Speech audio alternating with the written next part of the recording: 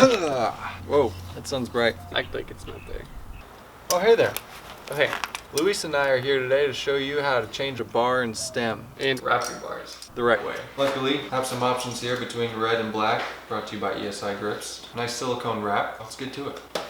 Okay, so what we're going to start out with is simply taking the stem off. This is 100 mil. New 90 mil stems going on. We're just going to start ripping the old bar tape off, roll the hoods back, detach the bar from all the guts. First start off by taking off my Wahoo mount. And what is that, 3? I reckon that's like a 2.5. You think it's a 2.5? No, it's a 3. I was right. It's a 3.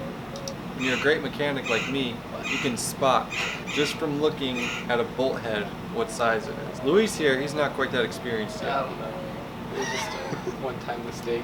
Why'd you put so much electric tape on there? Because I was a rookie, man. But all this extra weight. It feels like Arizonians are just, alright, quarantine's over. Yeah. Nothing but us can survive in the desert.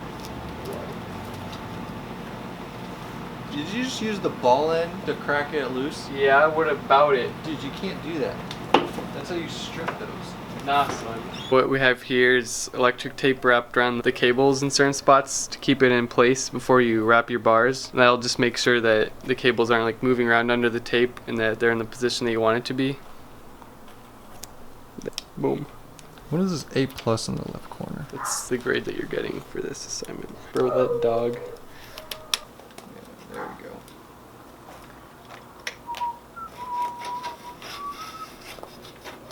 Boom.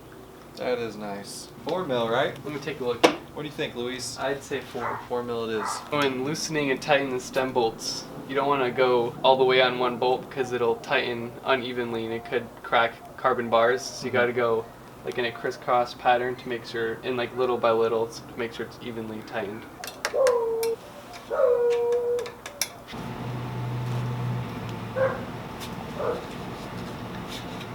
Slammed. Because we go fast, and you can't go fast if your stem's not slammed. Yeah. If your stem is up like an old grandpa, and that's exactly how you're gonna ride, like an old grandpa. No offense, grandpa. And now we can get all that super adjusted once everything's actually done. Okay, now let's undo these little guys. And we'll put the new bar on. You gotta be careful, most bolts will have washers, so you always wanna make sure you keep these washers together with their bolt mate. Okay, new bar please. It goes like this, right? Yeah, it goes that way. Wait. Oh, I knew something was off. For a second, I thought that would work if you just rotated them down. Would you say a general rule of thumb is to make this flat part as flat with the top tube as possible? Not necessarily the top tube, but kind of like horizontal to the ground. Right.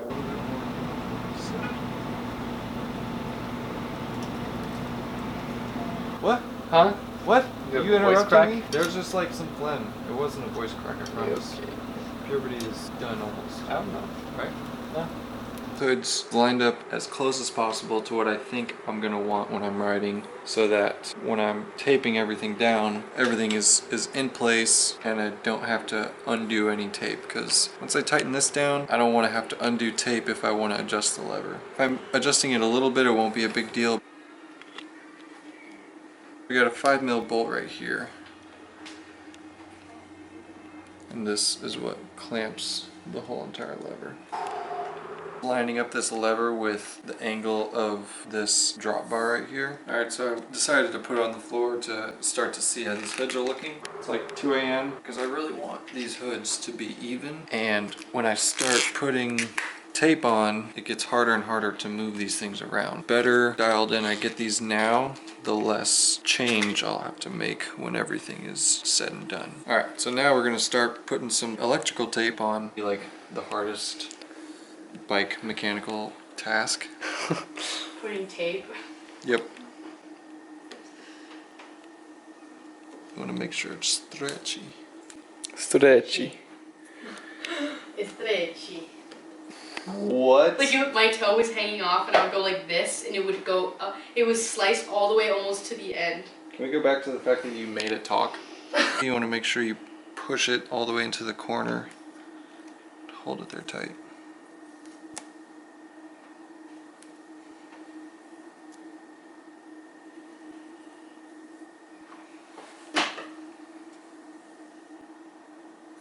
You have to start with this little bevel, this ridge right here. That has to line up with the bottom of the bar. And that gives you a little bit of room to put your bar plug in. We're just gonna start her. So we made it all the way up to the hood, which means we want to grab one of these little guys to fit. Just kind of go for it. I got my little rubber piece that I want here, which some people put it under, some people put it over. I really want it to be under so that this gap is flush. Tuck that.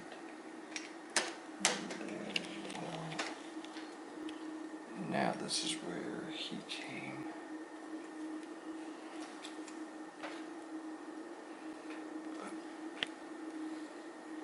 And over.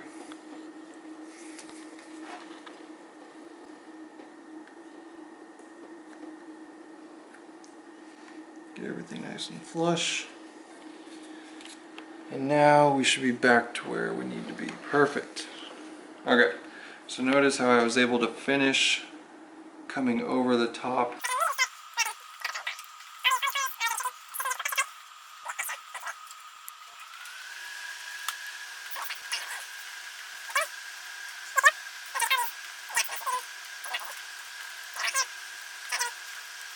Notice my gaps are pretty all over the place on this side. I want to try and fix that. That's just how it goes with wrapping bars. You just got to keep redoing it until everything's money. We're at the end here for the right side. Now we need to cut this piece at an angle. Now this part is very important for it to look professional, but it's still going to be amateur hour. Okay, so I got to cut like this because that's where the gap is, and we want this to be flush when I put the finishing tape on. It's always good just to cut a little bit at a time. The whole point now is to get this partially on tape and partially on the bar, and for it to be relatively flat.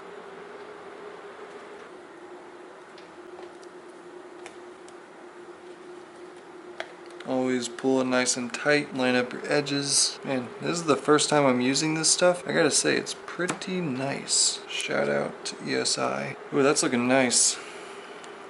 Nice.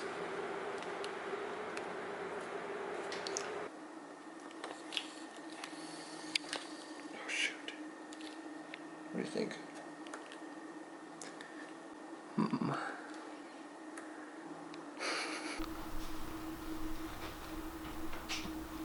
Oh, Buddha. Is that a Buddha?